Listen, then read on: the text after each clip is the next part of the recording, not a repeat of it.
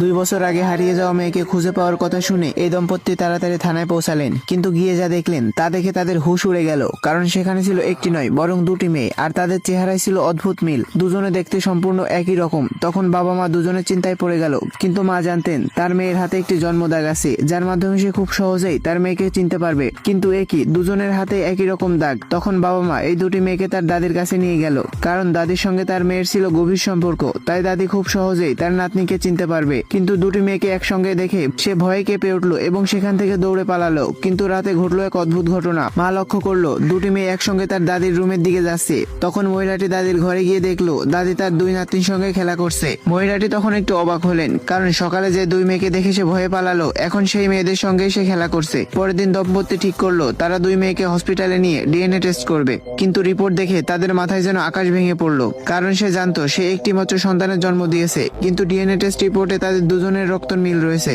তখন বাচ্চাটির বাবা ঠিক করলো তাদের স্কুলের শিক্ষকের সঙ্গে কথা বলা দরকার, কারণ দীর্ঘদিন ধরে পড়াশোনার ফলে শিক্ষক নিশ্চয়ই তাদের আসল ছাত্রীকে চিনতে পারবে। শিক্ষক একই সঙ্গে 2টি মেয়েকে দেখে চমকে উঠলেন, আর সে আসল মেয়েকে চেনার জন্য মেয়েটির মায়ের কাছে কয়েকদিন সময় চাইলেন। কিন্তু এত কিছু করার পরেও শিক্ষিকা আসল মেয়েকে খুঁজে বের করতে পারলো না, কারণ তাদের সব কাজের পারফরমেন্স ছিল একই রকম। বাচ্চাটির মা কোনো পথ খোলা না পেয়ে সরাসরি তার বাপের বাড়িতে চলে গেল। তখন বাচ্চাটির নানি তার মেয়েকে একটি পুরনো অ্যালবাম দেখালো, যেখানে দেখা গেল বাচ্চাটির একমাত্র খেলার সঙ্গী ছিল একটি পুতুল। তখন নানি তার মাকে যা বলল তা শুনে মায়ের পায়ের নিচে থেকে মাটি সরে গেল। নানি বলল এই 2টি মেয়ের মধ্যে একটি আসল এবং একটি নকল, আর নকলটি হলো তার সেই প্রিয় পুতুলটা।